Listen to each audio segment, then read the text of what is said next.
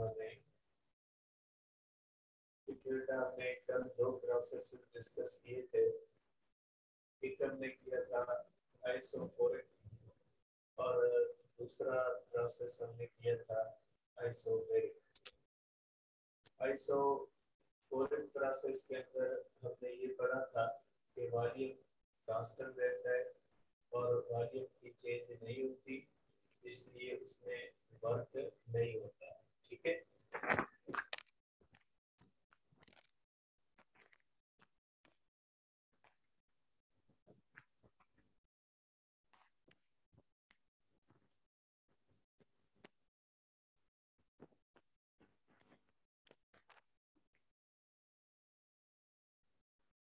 जबकि isobaric process के अंदर हमने ये बात डिस्कस की थी कि ऐसा प्रोसेस जिसके अंदर प्रेशर कांस्टेंट रहता है तो उसके अंदर वर्क भी होता है और इंटरनल एनर्जी भी चेंज होती है।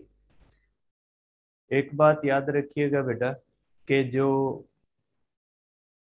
आइसोकोरिक प्रोसेस है उसके ऊपर जो हम करते हैं वो गे लुसेक्स लॉ जो होता है वो वैलिड होता है। उसके अंदर V1/T1 जो भी होता है कि टेम्परेचर और प्रेशर का P1/T1 is equal to P2/T2 ये रेशो वैलिड होता है। जबकि आइसोबेरिक प्रोसेस के अंदर V1/T1 is equal to V2/T2 Charles law का रिलेशन जो होता है वो वैलिड होता है। ठीक है, तो ये जो है वो रूल्स आप इन दोनों प्रोसेसेस के लिए लगा सकते हैं। आज हम तीसरा प्रोसेस डिस्कस करते हैं जिस प्रोसेस को कहा जाता है आइसोथर्मल प्रोसेस। देखिए आइसोथर्मल प्रोसेस क्या होता है या आइसोथर्मल प्रोसेस किसको कहा जाता है। ठीक है, इसको आज डिस्कस करते हैं बेटा।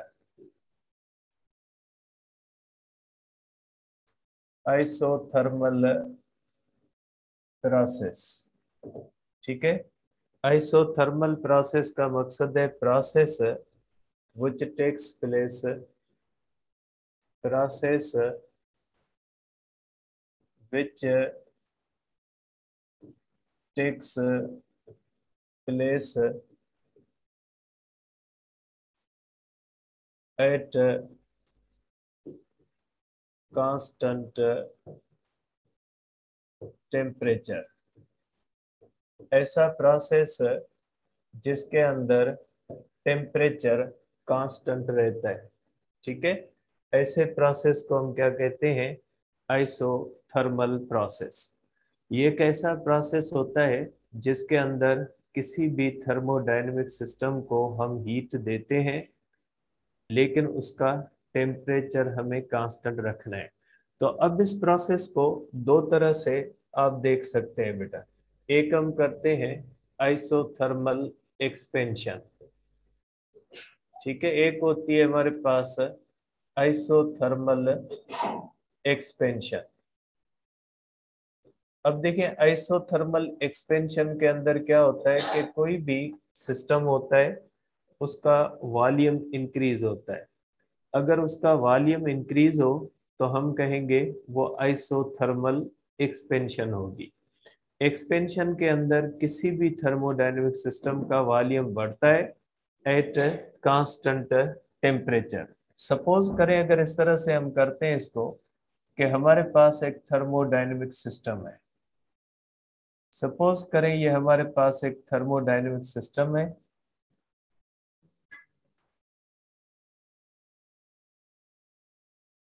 ठीक है, सपोज करें ये हमारे पास एक थर्मोडायनेमिक सिस्टम है और ये इसकी इनिशियल इक्विलिब्रियम स्टेट है और इसको हम थर्मोडायनेमिक सिस्टम को रखते हैं एक ऐसी बॉडी के ऊपर जिसको हम कहते हैं हीट रिजर्वायर। इसको हम कहते हैं हीट रिजर्वायर। ठीक है, इसको हम क्या कहते हैं, हीट रिजर्वायर। हीट रिजर्वायर का मकसद है वो रिजर्वायर जो हीट सप्लाई करता है। इसकी डेफिनेशन जो है ये मैंने कल लिखी थी कि हीट रिजर्वायर की डेफिनेशन होती है कि ऐसी बॉडी जो हीट दे भी सके और हीट ले भी सके एट कांस्टेंट टेम्परेचर। मींस उसका टेम्परेचर जो हो, जब वो हीट दे तो उसका अपना टेम्परेचर कम ना हो, जब उसको हम हीट दे तो उसका अपना टेम्परेचर ना बढ़े। तो ऐसी बॉडी को कहा जाता है हीट रिजर्वायर। इसकी डेफिनेशन एक बार फिर मैं लिख लेता हूं कि हीट रिजर्वायर का मकसद होता है बॉडी हैविंग इनफाइनाइट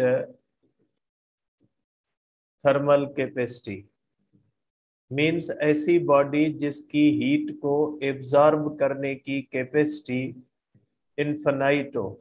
ठीक है, तो ऐसी बॉडी को हम क्या कहते हैं? ऐसी बॉडी को कहते हैं कि ये हीट रिजर्वायर है। थर्मल कैपेसिटी का मकसद है हीट को एब्जॉर्ब करने की इनफाइनाइट सलाहियत है। इनफाइनाइट का मकसद है अगर उसे हीट लेंगे तो भी उसका टेम्परेचर फॉल नहीं करेगा, अगर हीट देंगे तो भी उसका टेम्परेचर फॉल नहीं करेगा। इसका मैंने एक छोटा सा एग्जांपल भी दिया था। जैसे ओशियन वाटर होता है, उसको थोड़ी बहुत हीट देने से उसका टेम्परेचर बढ़ता नहीं है और उससे हीट लेने से उसका टेम्परेचर फॉल नहीं करता। तो आप ओशियन वाटर को उसी सेंस में देख सकते हैं। ये कोई परफेक्ट ऐसी चीज नहीं है हीट रिजर्वायर, लेकिन अब मैंने इसको समझने के लिए आपको दिया एग्जांपल कि जिस तरह से समंदर के अंदर इतना पानी है कि उसको हम हीट देंगे तो भी उसका पूरे समंदर का टेम्परेचर नहीं बढ़ेगा, अगर उसे हीट हम ले भी लेंगे तो भी उसके अपने टेम्परेचर पे कोई फर्क नहीं पड़ेगा। तो कोई भी ऐसी चीज उसको कहा जाता है हीट रिजर्वायर। ठीक है, तो ये होता है हीट रिजर्वायर। अब देखिए, हमने एक सिलेंडर और पिस्टन लिया है और उसको हमने रखा हुआ है हीट रिजर्वायर पे। अब इसके ऊपर हम रखते हैं लोड। सपोज करें ये पिस्टन के ऊपर लोड रखा हुआ है, ये पिस्टन के ऊपर इस तरह से लोड रखा हुआ है। प्रेशर P1 है, वॉल्यूम V1 है और टेम्परेचर इसका T1 है। ठीक है, अब हमें क्या करना है? इसका प्रेशर हमने कम करना है, प्रेशर कम करके इसका वॉल्यूम बढ़ाना है, टेम्परेचर कांस्टेंट रखना है। अब आपको पता है बेटा कि अगर हम इस प्रोसेस को सडनली करेंगे, क्विकली करेंगे, अगर सडनली इसका प्रेशर कम कर देंगे तो इसमें सडन एक्सपेंशन आएगी, और सडन एक्सपेंशन आएगी तो इसका अंदर का टेम्परेचर फॉल कर जाएगा, क्योंकि इसका टेम्परेचर एक्सपेंशन से फॉल करेगा और यहाँ से हीट आएगी, लेकिन यहाँ से हीट जो आएगी वो कंडक्ट करके आएगी। और आपको पता है कंडक्शन जो होती है वो स्लो प्रोसेस होता है हीट के ट्रांसफर का। इसलिए अगर इसको सडनली हम प्रेशर को कम करेंगे तो अंदर टेम्परेचर फॉल करेगा और टेम्परेचर कांस्टेंट नहीं रहेगा। तो इसके अंदर टेम्परेचर को कांस्टेंट रखने के लिए जरूरी है कि हमें ये जो करना होगा ये स्लोली स्लोली करना होगा। अगर हम इससे स्लोली अगर प्रेशर कम करेंगे, अगर स्लोली प्रेशर कम करेंगे तो इसके अंदर वॉल्यूम इंक्रीज होगा और इसके अंदर एक्सपेंशन आएगी, और इसके अंदर जो एक्सपेंशन आएगी उसकी वजह से यहाँ से हीट इसके अंदर जो है वो इन होगी, और हीट जब इसके अंदर जाएगी तो उसके अंदर टेम्परेचर कांस्टेंट रहने की वजह से delta U zero, change in internal energy zero. बेटा जब कोई चीज कांस्टेंट होती है, जैसे फॉर एग्जांपल अगर हम कहते हैं कि अगर इस सिस्टम के अंदर इंटरनल एनर्जी चेंज नहीं होती, तो इसका मतलब ये नहीं कि इसकी इंटरनल एनर्जी जीरो है। किसी बच्चे ने पूछा कि आइसोबैरिक प्रोसेस में जब प्रेशर चेंज नहीं होता तो work is equal to P delta V, P zero into V, work तो जीरो हो जाएगा। बेटा प्रेशर के कांस्टेंट रहने का मकसद ये नहीं है कि प्रेशर नहीं है, इसका मतलब है उसके अंदर चेंज नहीं है, डेल्टा पी जीरो होगी, लेकिन वो प्रेशर उसका जो होगा वो सेम रहेगा। इसलिए प्रेशर और चेंज ऑफ प्रेशर में फर्क है वॉल्यूम, और चेंज ऑफ वॉल्यूम में फर्क है टेम्परेचर, और चेंज ऑफ टेम्परेचर में फर्क करना सीखें। तो यहां से ये होगा कि जब ये स्लोली स्लोली एक्सपेंड करेगा तो जितनी हीट यहां से आती जाएगी वो टोटल किस में कन्वर्ट होती जाएगी? वर्क में कन्वर्ट होती जाएगी और इसका अपना टेम्परेचर जो होगा वो कांस्टेंट रहेगा। इसलिए होगा ये कि यहाँ से जो हम हीट देंगे वो टोटल की टोटल किस में कन्वर्ट हो जाएगी, वर्क में कन्वर्ट हो जाएगी। तो आप यहाँ पे लिखोगे कि for keeping temperature constant, for keeping temperature constant, ठीक है, for keeping temperature constant this process must be performed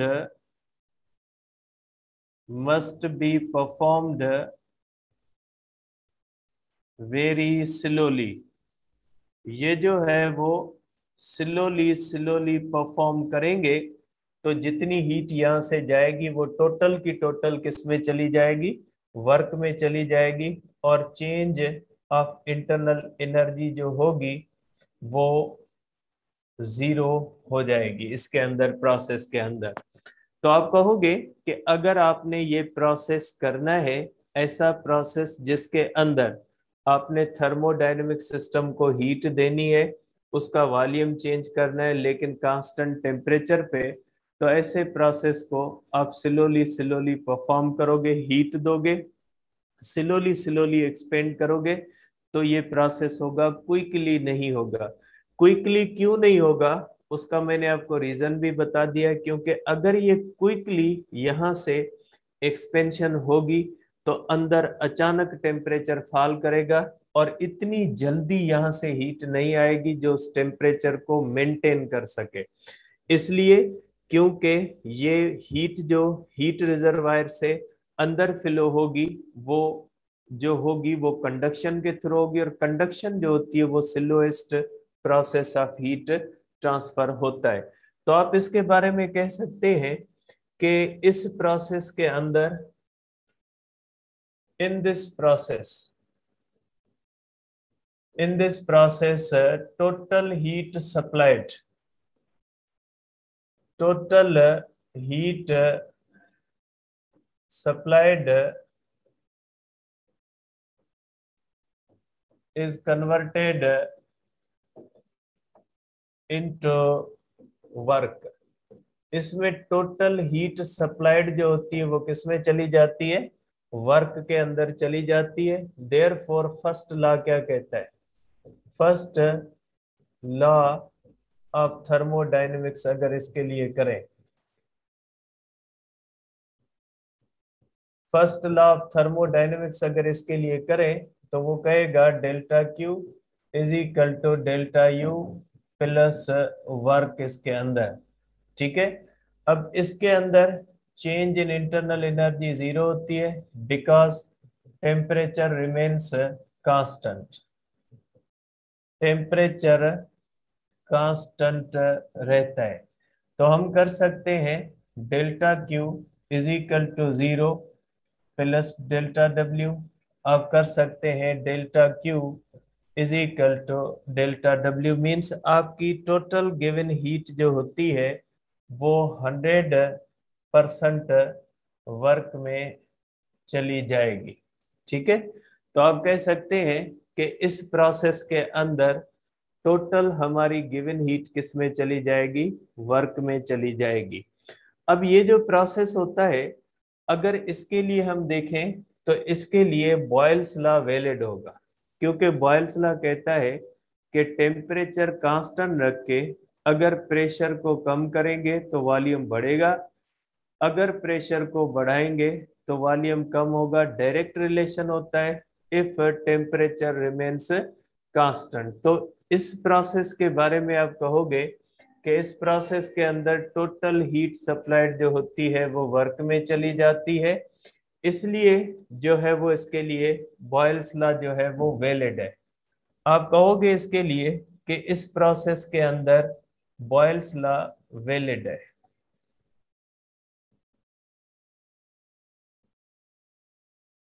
is valid, Boyle's law is valid in this process, इस प्रोसेस के अंदर बॉयल्स लॉ क्या होता है, वैलिड होता है। और आप कर सकते हैं इस प्रोसेस के अंदर P1 V1 is equal to P2 V2 is equal to constant. इस प्रोसेस के अंदर बॉयल्स लॉ वैलिड होता है कि फर्स्ट प्रेशर और टेम्परेचर वॉल्यूम की product is equal to second pressure और सेकंड वॉल्यूम की प्रोडक्ट के जो होती है वो एक दूसरे के बराबर होती है। इसके अंदर बॉयल्स लॉ वैलिड होता है। एनी सब्सटेंस, ये एक पॉइंट में लिख रहा हूं फिर आपको समझाता हूं। Any substance under isothermal process, any process under isothermal जो है वो एक्सपेंशन हैज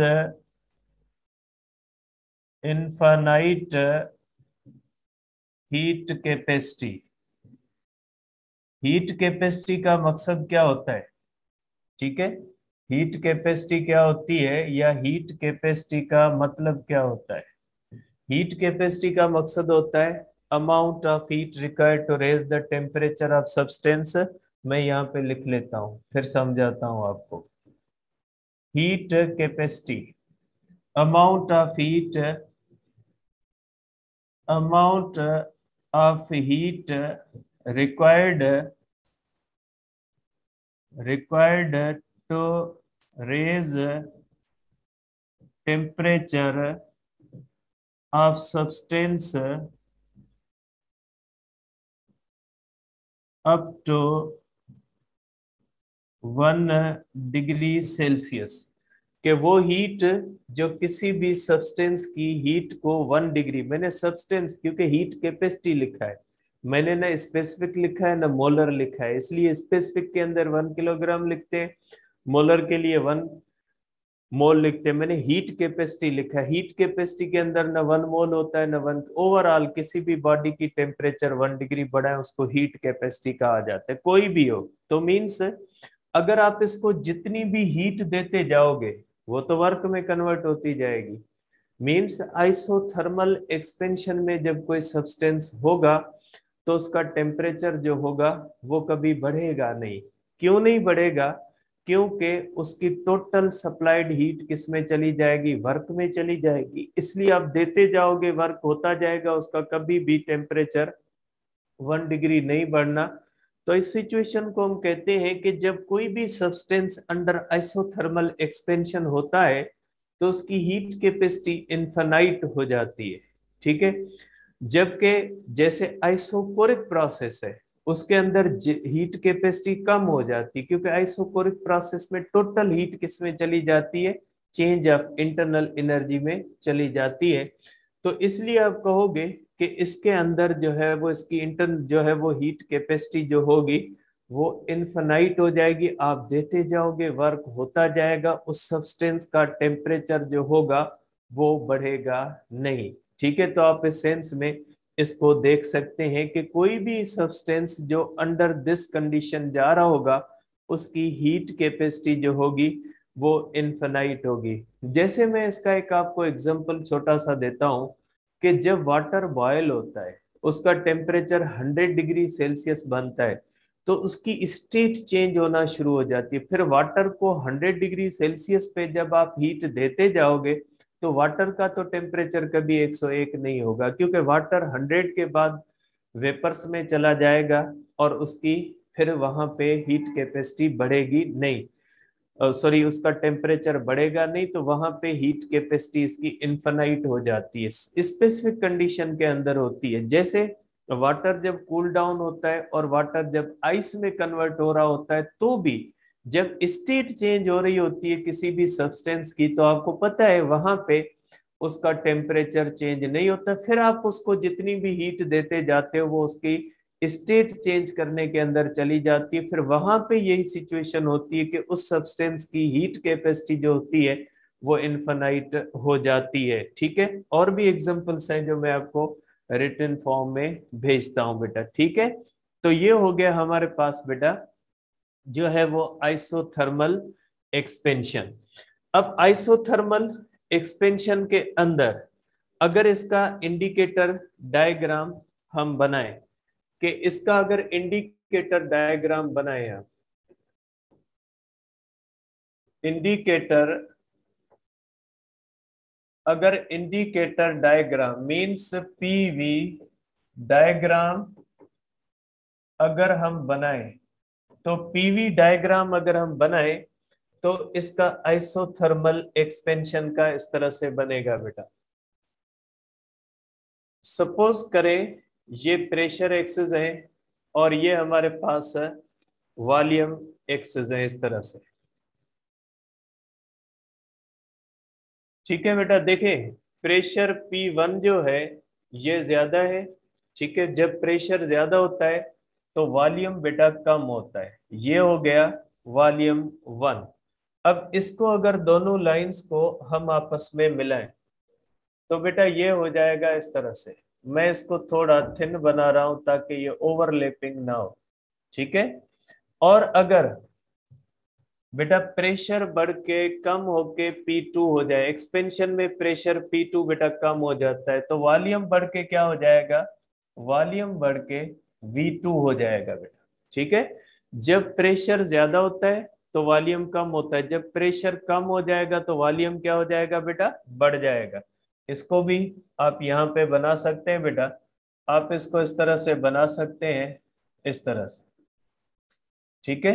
अब अगर आप इसका कर्व बनाए बेटा, तो आप इसका कर्व कैसे बनाएंगे बेटा, देखिए ये पॉइंट हो जाएगी प्रेशर P1 की, वॉल्यूम V1 की और टेम्परेचर T1 की।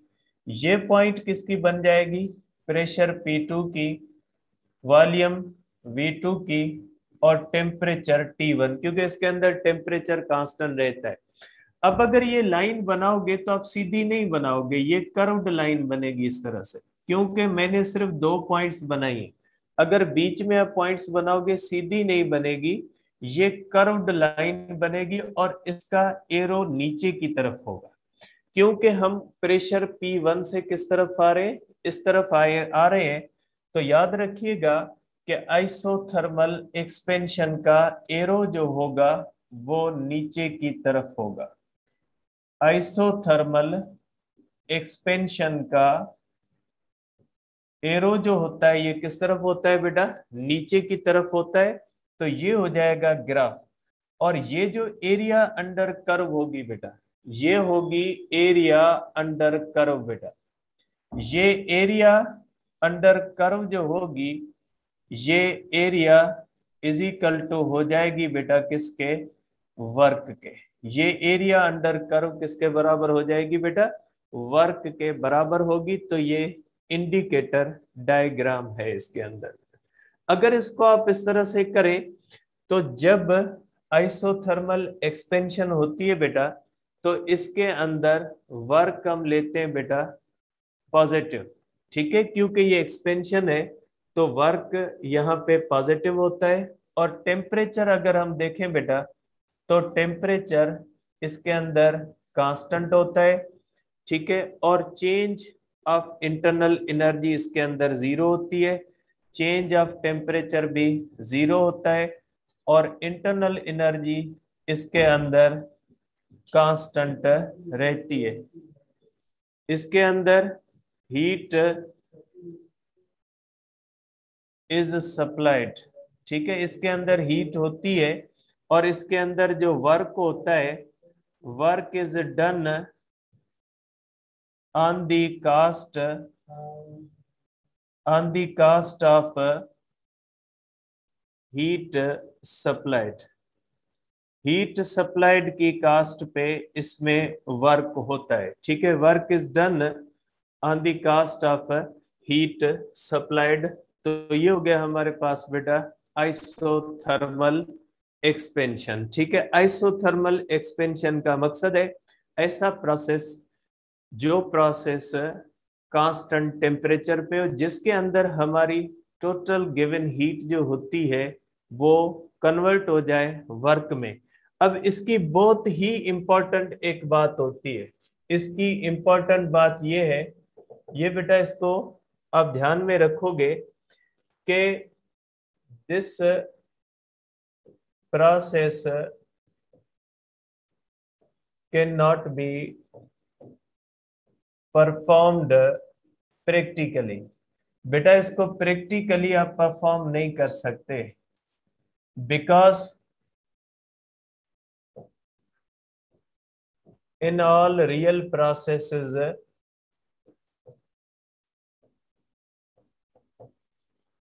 total heat supplied cannot be converted into work.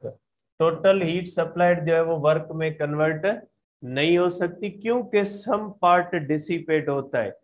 Isothermal process perform करने के लिए एक ऐसा सिलेंडर चाहिए होगा जिसकी वाल्स और पिस्टन 100% इंसुलेटर की हो और बॉटम 100% जो हो वो कंडक्टर का हो। नेसेसरी कंडीशन है इसकी, इसलिए आप कह सकते हैं कि ऐसा प्रोसेस प्रैक्टिकली जो है वो आपके लिए करना पॉसिबल नहीं है। और इस प्रोसेस के मुताबिक एनी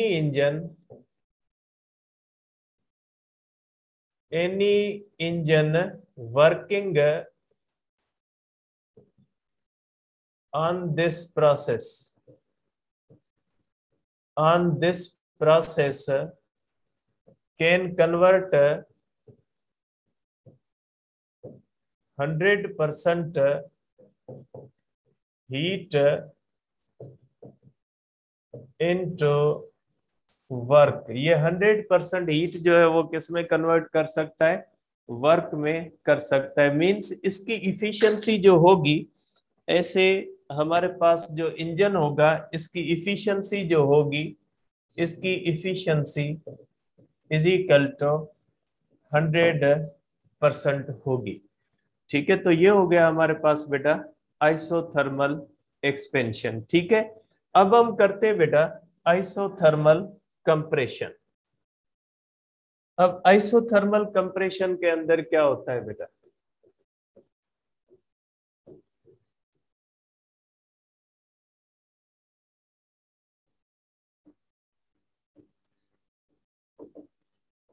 ठीक है बेटा। आइसोथर्मल कंप्रेशन का मतलब क्या होता है बेटा, आइसोथर्मल कंप्रेशन का मतलब होता है कि इसके अंदर क्या होता है कि सपोज करें बेटा, इस तरह से हमने बॉडी एक कोल्ड रिजर्वायर के ऊपर रखी हुई है, या आप हीट रिजर्वायर कह लें, या अब जब ये हीट लेगा तो इसको आप कोल्ड रिजर्वायर कह लें।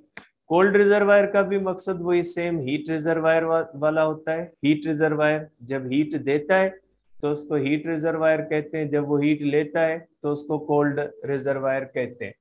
अब सपोज करें इसकी इनिशियल स्टेट ये है, ठीक है, ये इनिशियल स्टेट है और इसके ऊपर लोड कम है बेटा। ठीक है, तो इसकी इनिशियल स्टेट कौन सी हो जाएगी, P1 V1 T1 हो जाएगी। अब अगर बेटा इसके ऊपर लोड हम बढ़ाएं और लोड बढ़ने से इसके अंदर क्या हो कि लोड बढ़ने से गैस कंप्रेस हो, इस तरह से गैस इस तरह से कंप्रेस हो बेटा, और इसकी स्टेट बन जाए प्रेशर P2 बेटा, इसका आ जाए pressure P2, volume V2, temperature T1, और यहां से हीट जो है वो बाहर आ जाए, इसके अंदर आ जाए। तो ऐसे प्रोसेस को हम कहते हैं आइसोथर्मल कंप्रेशन। इसके अंदर भी हम प्रेशर इज इंक्रीज्ड स्लोली बेटा, इसके अंदर भी प्रेशर इज इंक्रीज्ड स्लोली। अगर हम स्लो इंक्रीज्ड नहीं करेंगे तो इसका अंदर टेम्परेचर क्या हो जाएगा, बढ़ जाएगा, और इसके अंदर हमारा टोटल वर्क जो होगा, इस प्रोसेस के अंदर क्या होता है बेटा, जो हम वर्क करते हैं वो किस में कन्वर्ट हो जाता है, हीट में। जबकि एक्सपेंशन के अंदर हीट किस में जाती है, वर्क में, और कंप्रेशन के अंदर वर्क किस में चला जाता है, हीट में चला जाता है। तो आप कह सकते हैं यहाँ पे कि total work done, total work done on system is changed into heat energy. Total जो वर्क होता है वो किस में चला जाता है, हीट एनर्जी के अंदर चला जाता है। और इसके अंदर भी आप कहोगे कि बॉडी जो होती है उसकी फर्स्ट लॉ ऑफ थर्मोडायनेमिक्स कहेगा delta Q is equal to delta U plus W.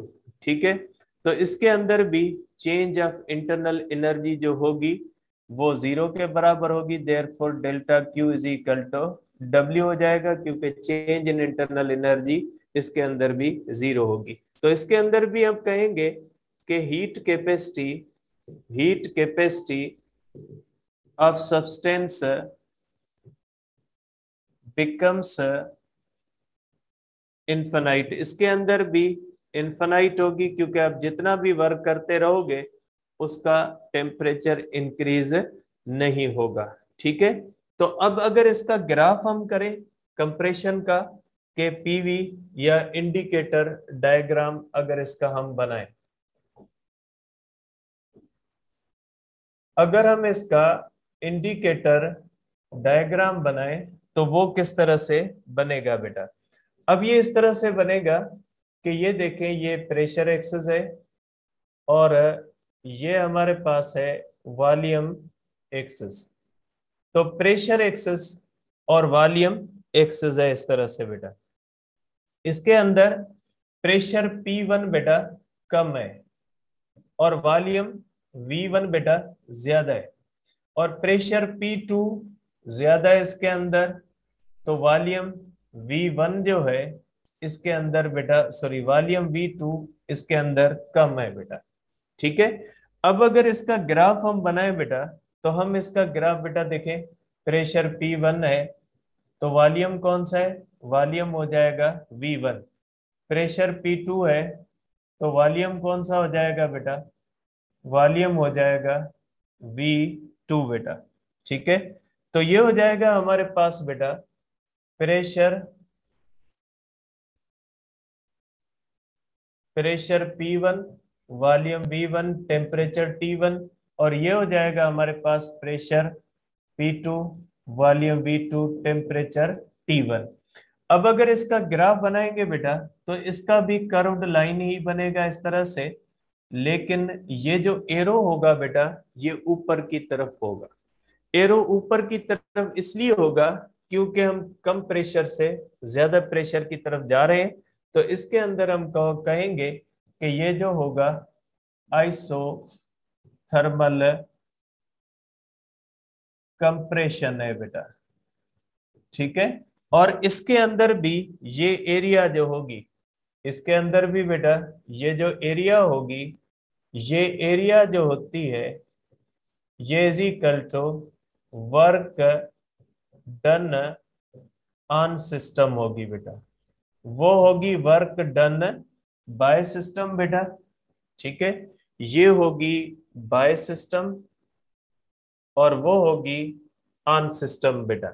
दोनों को आप इस तरह से कह सकते हैं। तो ये होगी हमारे पास आइसोथर्मल और आइसोथर्मल कंप्रेशन और आइसोथर्मल एक्सपेंशन।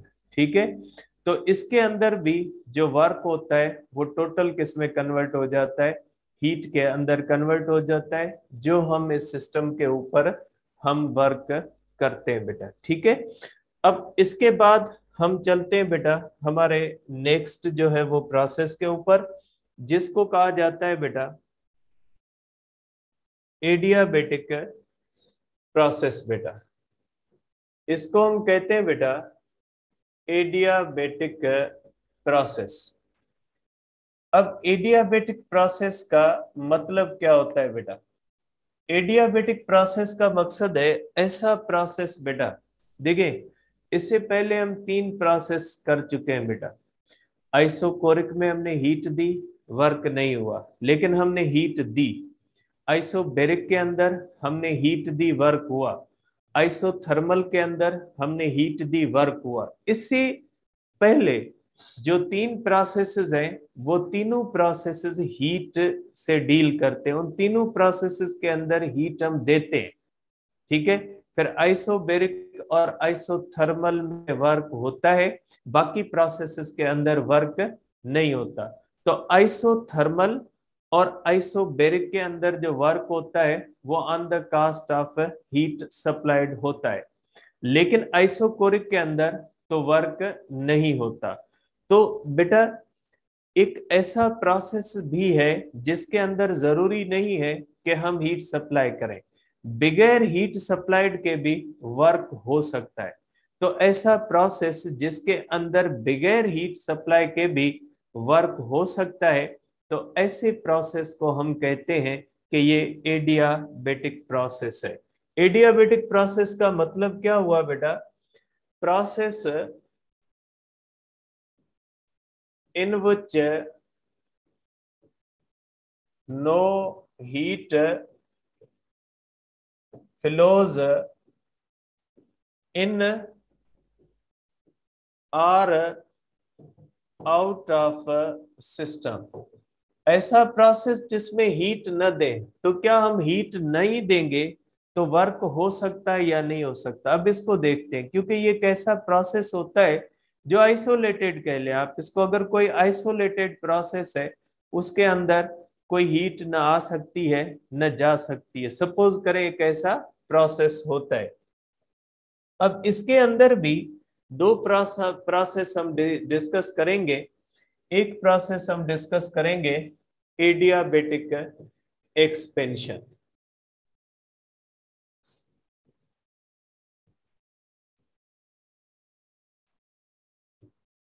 इसके अंदर भी हम करेंगे एडियाबेटिक एक्सपेंशन। अब एडियाबेटिक एक्सपेंशन का मकसद क्या होता है बेटा? ठीक है, अब देखिए बेटा, सपोज करें हम एक थर्मोडायनेमिक सिस्टम लेते हैं इस तरह से। अब इस तरह से अगर कोई थर्मोडायनेमिक सिस्टम लें और उसका बॉटम जो हो, अगर हम उसको इंसुलेटर पे रख देते हैं, ये हमारे पास है इंसुलेटर, हमने इसको इंसुलेटर पे रख दिया। इंसुलेटर मींस न हीट आएगी और न हीट जो होगी वो जाएगी। ये प्रेशर P1 होगा, वॉल्यूम V1 होगा और टेम्परेचर T1 होगा। इसके ऊपर समझे लोड ज्यादा है, इस तरह से ज्यादा लोड हमने रखा हुआ है। अब अगर इसका लोड अचानक कम करते हैं, अगर अचानक इसका लोड कम कर देते हैं, अचानक अगर लोड कम कर देंगे तो ये क्विक एक्सपेंशन होगी। और क्विक एक्सपेंशन के अंदर और बॉटम के अंदर भी इंसुलेटर है, तो इसमें हीट फ्लो नहीं करेगी। तो ये अगर क्विकली कोई प्रोसेस करते हैं, जैसे पंप होता है, उसको क्विकली इस तरह से अगर जो हवा भरने वाला पंप होता है, क्विकली अगर उसको प्रेस करेंगे तो उसका अंदर टेम्परेचर क्या हो जाएगा? बढ़ जाएगा, क्योंकि वो वर्क किस में चला जाएगा? इंटरनल एनर्जी के अंदर चला जाएगा। तो इस तरह से अगर क्विक एक्सपेंशन होगी तो उसके अंदर अंदर टेम्परेचर कम हो जाएगा और ये ऊपर पिस्टन मूव करेगा, मींस वर्क भी होगा। अब यहां से हीट नहीं दी और अगर उसका वॉल्यूम बढ़ा है तो ये वर्क कहां से हुआ? तो एक्चुअली क्या होता है, उसकी इंटरनल एनर्जी जो होती है वो किस में कन्वर्ट हो जाती है? वो वर्क में कन्वर्ट हो जाती है। ठीक है, तो आप इसको इस तरह से कहेंगे कि जब ये एक्सपेंड होता है तो इसकी इंटरनल एनर्जी है, एनर्जी किस में कन्वर्ट हो सकती है? वर्क में। इसका मकसद है अगर आप किसी भी थर्मोडायनेमिक सिस्टम को आइसोलेटेड रख के उसमें कोई भी हीट इन या आउट फ्लो न कराए, फिर भी अगर उसको चाहें तो इंटरनल एनर्जी को वर्क में कन्वर्ट कर सकते हैं। ठीक है, any process, any process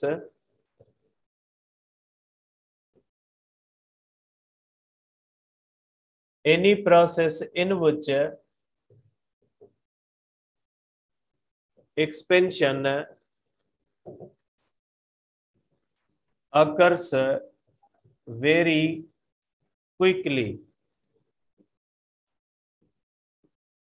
becomes a adiabatic process। ठीक है, इसके अंदर नो हीट इज सप्लाइड, और इसके अंदर वर्क जो होता है वो किसकी कास्ट पे होता है? Work is done on the cost of internal energy. ठीक है, वर्क जो होता है वो इसके अंदर इंटरनल एनर्जी की कास्ट पे होता है। अब इसके लिए अगर फर्स्ट लॉ ऑफ थर्मोडायनेमिक्स लिखें तो इसके लिए फर्स्ट लॉ ये बन जाता है। फर्स्ट लॉ ऑफ थर्मोडायनेमिक्स अगर इसके लिए लिखें तो ये हो जाता है delta Q is equal to delta U plus W. आप इसको कर सकते हैं डेल्टा यू, क्योंकि डेल्टा क्यू 0 होता है, minus W.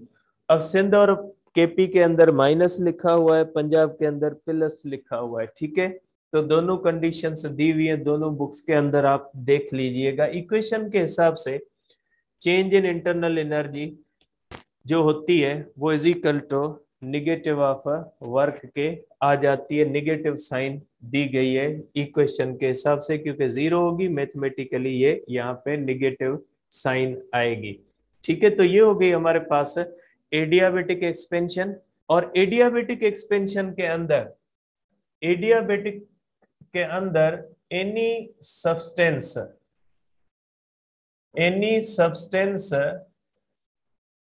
Under adiabatic expansion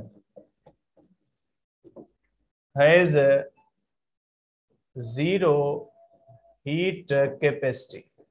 zero heat capacity क्यों होती है? इसलिए कि बेटा बिना हीट के ही टेम्परेचर चेंज हो जाता है।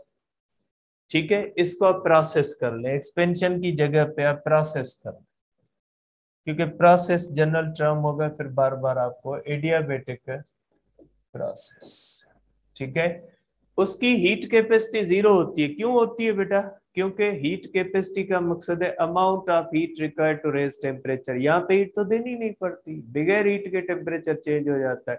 किससे होता है? वर्क से होता है।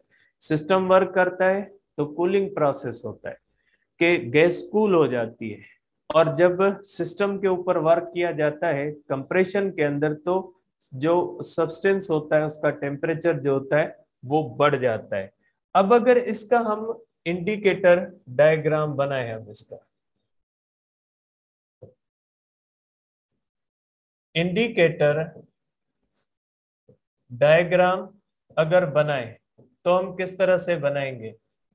देखें, अगर इस तरह से हम देखते हैं, अगर इस तरह से हम देखते हैं इंडिकेटर अगर डायग्राम इसका बनाते हैं, तो इसके अंदर प्रेशर P1 जो होता है, T1 है, प्रेशर P1 ज्यादा है इसके अंदर, प्रेशर P1 है और प्रेशर P2 कम है। वॉल्यूम V1 कम है, वॉल्यूम V2 ज्यादा है, V2 ज्यादा है इसके अंदर। अब अगर इसका ग्राफ हम बनाएं तो इस तरह से बनाएंगे बेटा। ग्राफ अगर हम इसका बनाएंगे तो ग्राफ इसका इस तरह से बनेगा बेटा। ठीक है, ये इसका ग्राफ उसी तरह बनेगा जिस तरह से ग्राफ किसका बनेगा बेटा? जिस तरह से ग्राफ बनेगा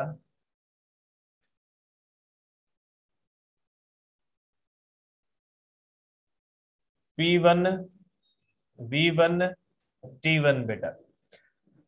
अब ये हो जाएगा pressure P2, volume V2, temperature भी चेंज हो जाएगा, क्योंकि बेटा इंटरनल एनर्जी एक्सपेंशन के अंदर इंटरनल एनर्जी कम होती है बेटा, इंटरनल एनर्जी डिक्रीज होती है, इसलिए इसका ग्राफ इस तरह से होगा।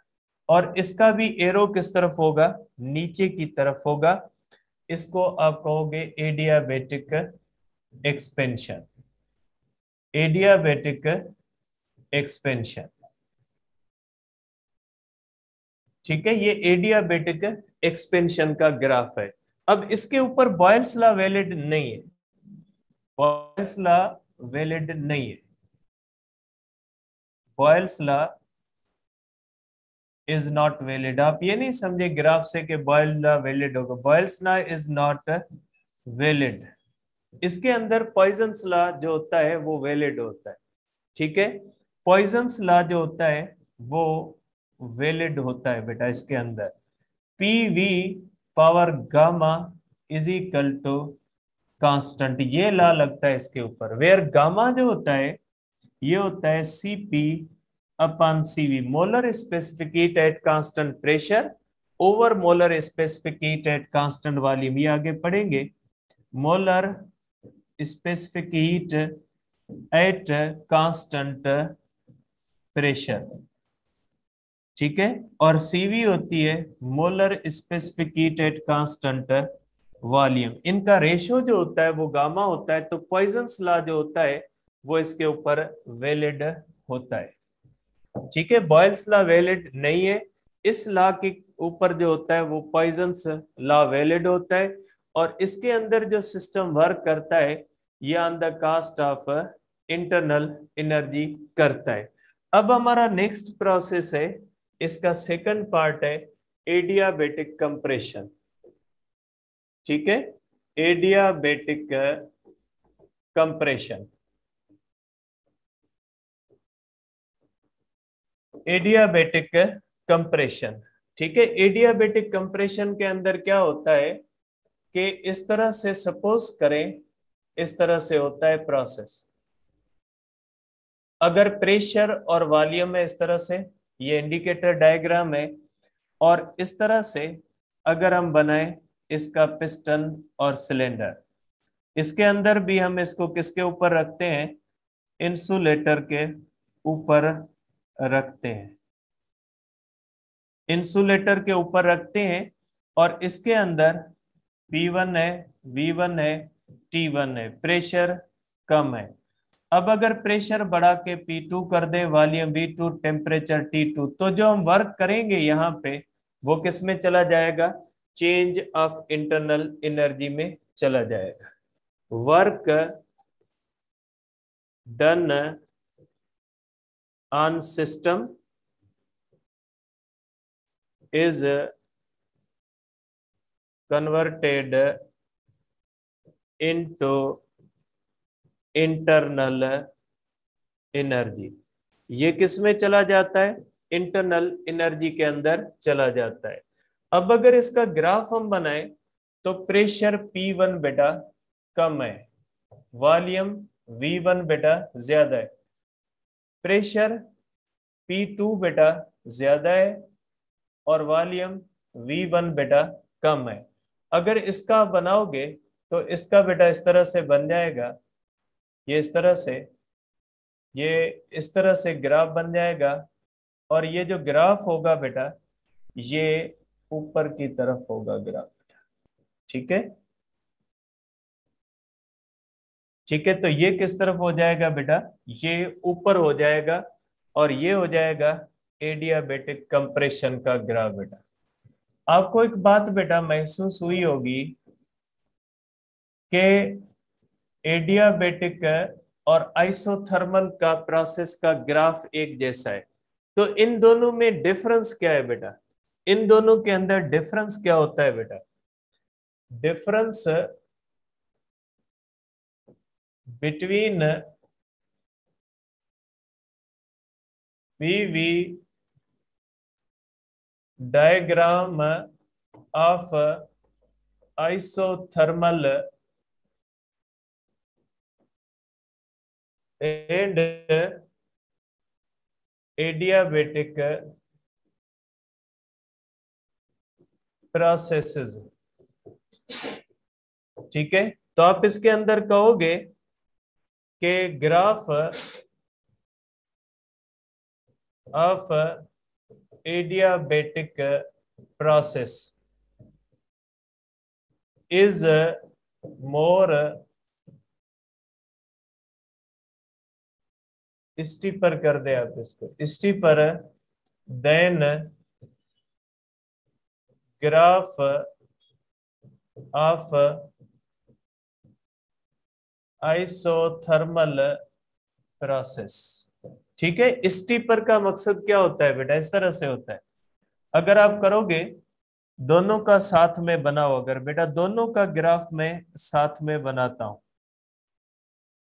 अगर सेम चेंजेस आती है, दोनों का ग्राफ में साथ में बनाता हूं, तो ये बेटा जो होगा, ये ग्राफ अगर इस तरह से बनता है, ये आइसोथर्मल का बनेगा, और ये जो ग्राफ बनेगा ये बनेगा एडियाबेटिक का।